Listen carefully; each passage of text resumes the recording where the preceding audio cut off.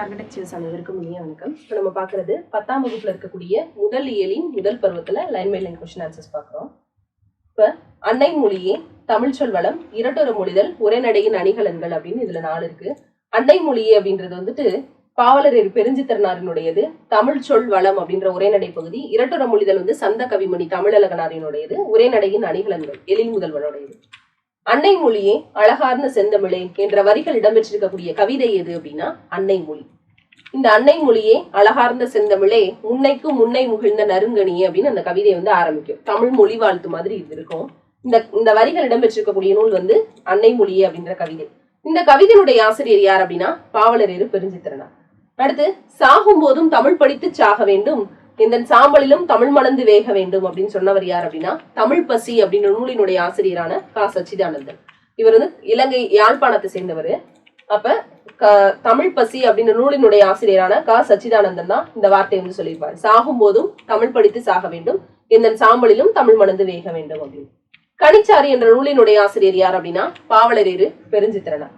பாவலர் பெருஞ்சித்திரனார் எந்த இதழ்களின் மூலமாக தமிழ் உணர்வை உலகெங்கும் பரப்பினார்? அவருடைய 2 இதழ்கள் எது அப்படின்னா தென்மொழி, தமிழ் சிட்டு. பாவலர் பெருஞ்சித்திரனாருடைய இயற்பெயர் என்னது அப்படின்னா துரைமாணிக்கம். அடுத்து, பெருஞ்சித்திரனாருடைய நூல்கள் எது அப்படின்னா உலகியல் 100, பாவிய கொத்து, கனிச்சாறு, நூறாசிரியம், என் சுவை என்பது, மகுப்புகு வஞ்சி, பள்ளி பறவைகள். இது எல்லாமே இவருடைய நூல்கள். பெருஞ்சித்திரனார் டேஷ் தமிழுக்கு கருவூலமாய் அமைந்தது. பெருஞ்சித்திரனார் எழுதின திருக்குறள் மெய்ப்பொருள் உரை அப்படின்ற ஒரு நூல் வந்து தமிழுக்கு கருவூலமாய் அமைந்துள்ளது. 8 தொகை நூல்கள் பற்றிய செயல் வடிவம் எது அப்படின்னா நற்றினை, நல்ல குறுந்தொகை, ஐங்குறுநூறு, ஒத்த 10 ஓங்கு பரிபாடல், கற்றறிந்தோர் ஏத்தும் களியோடு, அகம்புறம் எனும் இத்திரத்தை 8 தொகை அப்படின்னு சொல்றாங்க. நற்றினை முதல் நூல், நல்ல குறுந்தொகை, நல்ல அப்படின்ற அடைமொழி பெற்ற நூல் எது அப்படின்னா குறுந்தொகை, ஐங்குறுநூறு 3, ஒத்த 10 சேர மன்னர்கள் 10 பேரை பத்தினது 4, ஓங்கு பரிபாடல், பரிபாடலினுடைய அடைமொழி எது அப்படின்னா ஓங்கு, கற்றறிந்தோர் ஏத்தும் களி அப்படின்றது களித்தொகை 6, அகம்புறம் எனும் இத்திரத்தை 8 தொகை, அகநானூறு, புறநானூறு என்று 8 இதை வந்து இது செயலினுடைய 8 தொகை நூல்கள் பற்றிய செயல் வடிவம். இதுல நல்ல அப்படின்ற அடைமொழி பெற்ற நூல் குறுந்தொகை, ஒத்த அப்படின்ற அடைமொழி பெற்ற நூல் 10, ஓங்குங்கிற அடைமொழி பெற்ற நூல் பரிபாடல். கற்றறிந்தோர் ஏத்தும் களி அப்படின்னு சொல்லக்கூடியது எதை குறிக்குது அப்படின்னா களித்தொகையை குறிக்குது. அகம்புறம் அப்படின்றது அகநானூறு, புறநானூறு. அடுத்ததா, தமிழ் சொல் வளம் அப்படின்ற கட்டுரையினுடைய ஆசிரியர் யார் அப்படின்னா மொழிஞாயிறு தேவனைய பாவனர். தமிழ் சொல் வளம் அப்படின்ற கட்டுரையினுடைய ஆசிரியர் தேவனைய பாவனர். நாடும் மொழியும் நமதிரு கண்கள் அப்படின்னு சொன்னது யார் அப்படின்னா மகாகவி பாரதியார். தமிழுக்கே சிறப்பாக உரியனவாக கருதப்படும் சொற்கள் மட்டுமின்றி தெலுங்கு, கன்னடம் முதலிய பிற திராவிட மொழிகளுக்கு உரியவையாக கருதப்படும் சொற்களும் தமிழ்ல இருக்கு அப்படின்னு சொன்னவர் யார் அப்படின்னா கால்டுவெல். அடுத்து, ஒரு தாவரத்தினுடைய அடிப்பகுதியை குறிப்பதற்கான சொற்கள் எது அப்படின்னா தாள் அப்படிங்கிறது எது அப்படின்னா நெல்லும் கேழ்வரகும். தண்டு அப்படின்றது வாழைத்தண்டு, கீரைத்தண்டு இது எல்லாத்தையும் குறிக்கக்கூடியது. கோல் அப்படின்றது நெட்டி, மிளகாய் செடியினுடைய ஒரு வகையை குறிக்கக்கூடியது. அந்த மிளகாய் செடி என்ன சொல்லுவாங்கன்னா கோல் அப்படிம்பாங்க. தூறு அப்படின்றது ஒரு புதர் செடியை சொல்றது. தட்டு அல்லது தட்டை அப்படின்றது கம்பு, சோளம் இதனுடைய உறுப்புகள் என்ன சொல்லுவாங்கன்னா தட்டை அப்படின்னு சொல்லுவாங்க. களி அப்படின்றது எதை சொல்லுவாங்கன்னா கரும்பை சொல்லுவாங்க. களைன்னு அர்த்தம்னா மூங்கில். அடி அப்படின்றது புலி, வேம்பு. அடுத்து, தாவரங்களின் அடியில் இருந்து பிரிந்து செல்லக்கூடிய பிரிவுகளுக்கு வழங்கக்கூடிய சொற்கள் கவை அப்படின்றாங்க. கவை அப்படிங்கிறது அடிமரத்திலிருந்து பிரியக்கூடிய ஒரு கிளை, அதான் என்ன சொல்லுவாங்கன்னா கவை. கொம்பு அல்லது கொப்பு அப்படின்றது அந்த கவையில இருந்து பிரிஞ்சு போறதுக்கு பேரு தான் கொம்பு அல்லது கொப்பு. கிளை அப்படின்றது கொம்பினுடைய பிரிவு. சினை அப்படின்றது அந்த கிளையினுடைய பிரிவு. போத்து அப்படின்றது இந்த சினையினுடைய பிரிவு. குச்சு அப்படின்றது அந்த போத்தின் பிரிவு. இணுக்கு அப்படிங்கிறது அந்த குச்சியினுடைய பிரிவு. காய்ந்த தாவரத்தின் பகுதிகளுக்கு வழங்கக்கூடிய சொற்கள் சுள்ளி அப்படிம்பாங்க. சுள்ளி அப்படின்னா காய்ந்த குச்சிகள் அப்படின்னு அர்த்தம். விறகு அப்படின்னா காஞ்சிருக்கக்கூடிய சின்ன சின்ன கிளைகள் அப்படின்னு அர்த்தம். வெங்களி அப்படின்னா காய்ந்த களி, கரும்பு குறிக்கக்கூடியதான் களி. கட்டை அப்படின்றது காய்ந்த கொம்பும் கவையும் அடியும். அடுத்து, தாவரங்களின் இலை வகைகளை குறிக்கக்கூடிய சொற்கள் எது அப்படின்னா இலை அப்படின்னா புலி, வேம்பு இதுல இருக்கக்கூடிய இலை. தாள்னா நெல், புல் இதுல இருக்கக்கூடிய இலைகள். தோகை அப்படிங்கிறது சோளம், கரும்பு இதுல இருக்கக்கூடிய இலைகள். ஓலை அப்படிங்கிறது தென்னை, பனை இவற்றினுடைய இலைகள். சண்டு அப்படின்றது காய்ந்த தாளும் தோகையும், அதுதான் என்ன சொல்லுவோம் அப்படின்னா சண்டுன்னு சொல்லுவோம். சருகு அப்படின்றது முற்றிலுமே காஞ்சிருக்கக்கூடிய ஒரு இலை. தாவரத்தினுடைய நுனி பகுதியை குறிக்கக்கூடிய சொற்கள் என்னது அப்படின்னா துளிர். தளிர் அப்படின்றது நெல்லினுடைய அந்த நுனி பகுதி. புள்ளினுடைய நுனிப்பகுதி அதை என்ன சொல்லுவோம்னா கொழுந்து அப்படின்னு சொல்லுவோம். அடுத்து முறி, கொழுந்து, இது ரெண்டுமே புளி, வேம்பு, இது ரெண்டையும் என்ன சொல்லுவோம், அந்த நுனிப்பகுதியே முறி அல்லது கொழுந்து, வேப்பங்கொழுந்து அப்படிம்போம். குருத்து அப்படின்றது சோள குருத்து, கரும்பு, தென்னை, பனை முதலியவற்றினுடைய கொழுந்து பகுதி. கொழுந்தாடை அப்படின்றது எதை சொல்லுவோம் அப்படின்னா கரும்பினுடைய நுனிப்பகுதி. பூவினுடைய 7 நிலைகளை குறிக்கக்கூடிய சொற்கள் அரும்பு, போது, மலர், வி, செம்மல், முகை, மொட்டு அப்படின்னு சொல்லி மொத்தம் 7 நிலைகள். இதுல இங்க 5 கொடுத்திருக்காங்க. அரும்பு அப்படிங்கிறது தோற்றா நிலை, அதுனா மலரவே இல்லை, அது உருவாகவே இல்லை, சின்ன உருவமாக இருக்கு. போது அப்படின்றது அந்த பூ வந்து விரிவடைய தொடங்கக்கூடிய ஒரு நிலை. மலர் அப்படின்றது அலர், பூவினுடைய ஒரு மலர்ந்த நிலை. வி அப்படின்றது அது மரம் செடியிலிருந்து கீழே விழுகக்கூடிய அந்த நிலை. செம்மல் அப்படின்றது அது வாடி போன ஒரு நிலை. அடுத்து அல்லூரில் திருவள்ளுவர் தவச்சாலையும் பாவணர் நூலகத்தையும் அமைத்தவர் யார் அப்படின்னா ரா இளங்குமரனார். இவருக்கு செந்தமிழ் அந்தனர் லா இளங்குமரனார் அப்படின்ற ஒரு பெயரும் இருக்கு. இவர் என்ன செஞ்சிருக்காருன்னா திருச்சிராப்பள்ளிக்கு பக்கத்துல இருக்கக்கூடிய அல்லூர்ல திருவள்ளூர் தவச்சாலையையும் பாவணர் நூலகம் அது ரெண்டையும் அமைச்சவர். தமிழகம் முழுவதும் திருக்குறள் சொற்பொழிவையும் தமிழ் வழி திருமணங்களையும் நடத்திட்டு வர்றவர் யார் அப்படின்னா ரா இளங்குமரனார். அடுத்து விழிகளை இழக்க நேரிட்டாலும் கூட தாய் தமிழினை இழந்து விடக்கூடாது அப்படின்னு சொல்லி எண்ணியவர் யார் அப்படின்னா இந்த ரா இளங்குமரனார் தான். யாரை போன்று இமைகளை மூடியபடியே எழுதக்கூடிய ஆற்றலை கொண்டவர் இளங்குமரனானா தமிழ் தென்றல் திருவிக்கா மாதிரி இவர் என்ன செய்வார்னா இமைகளை மூடியபடியே எழுதக்கூடிய ஆற்றல் பெற்றவர். அதே மாதிரி அந்த விழியை இழக்க நேரிட்டாலும் கூட என்ன செய்யக்கூடாது, தாய் தமிழினை இழந்து விடக்கூடாது அப்படின்றதுக்காகவே திருவிக்கா மாதிரி என்ன செய்வார்னா கண்மூடி எழுதக்கூடிய ஒரு ஆற்றல் படைத்தவர் தான் இந்த ரா இளங்குமரனார்.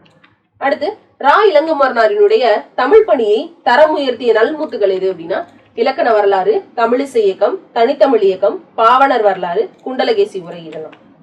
அடுத்ததான் யாப்பருங்கர உரை, புறத்திரட்டு உரை, தமிழ் திருக்குறள் தமிழ் மரபுரை, காக்கை பாடினிய உரை, தேவநேயம் அப்படிங்கிற நூல். இது வந்து தேவநேய பாவனரை பத்தினது. யார் எழுதினது அப்படின்னா ரா இளங்குமரனார் எழுதினது. அடுத்ததான் தாவரத்தின் பிஞ்சு வகைகளுக்கு வழங்கக்கூடிய சொற்கள்.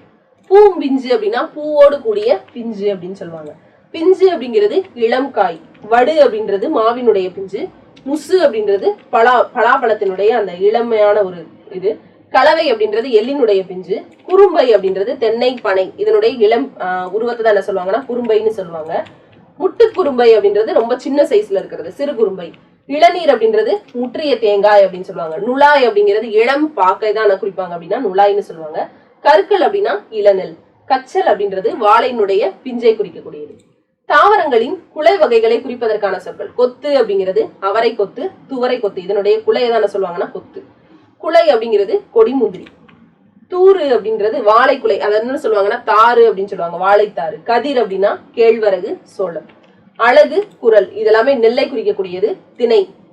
அடுத்து சீப்பு அப்படிங்கிறது வாழைத்தாரினுடைய பகுதி.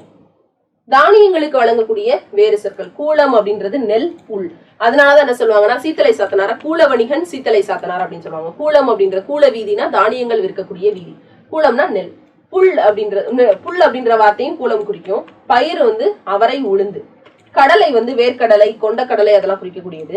விதை அப்படின்றது கத்தரி விதை, மிளகாய் விதை இதனுடைய வித்து. வித்துனா விதை. கால் அப்படின்றது புளி, காஞ்சிரை இதெல்லாம் இதனுடைய வித்து. முத்து அப்படின்றது வேப்ப மரத்தினுடைய அந்த விதை என்ன சொல்லுவாங்கன்னா வேப்ப முத்து அப்படிம்போம். ஆமணக்கு வித்துன்னு தான் சொல்லுவாங்க. மா, பனை இதனுடைய வித்து என்ன சொல்லுவோம், விதை என்ன சொல்லுவாங்கன்னா கொட்டை அப்படிம்பாங்க. தேங்காய் அப்படின்றது தென்னையினுடைய விதை, தென்னையினுடைய வித்து. தாவரங்களினுடைய இளமை பருவத்திற்கான சொற்கள். நாற்று அப்படின்றது நெல். கத்தரி இதனை எல்லாம் சொல்லுவோம், இதனுடைய அந்த இளமை பருவத்தை நாத்து அப்படின்னு சொல்லுவோம், கத்தரி நாத்து அப்படிம்பாங்க. கன்று அப்படின்றது மாங்கன்று, புளியங்கன்று, வாழைக்கன்று. குருத்து அப்படின்றது வாழையினுடைய இளநிலை. பிள்ளை அப்படின்றது தென்னையினுடைய இளநிலை, தென்னம்பிள்ளை அப்படிம்பாங்க. பைங்கூழ் அப்படின்றது நெல், சோளம் இவற்றினுடைய அந்த பசுமையான பயிர்.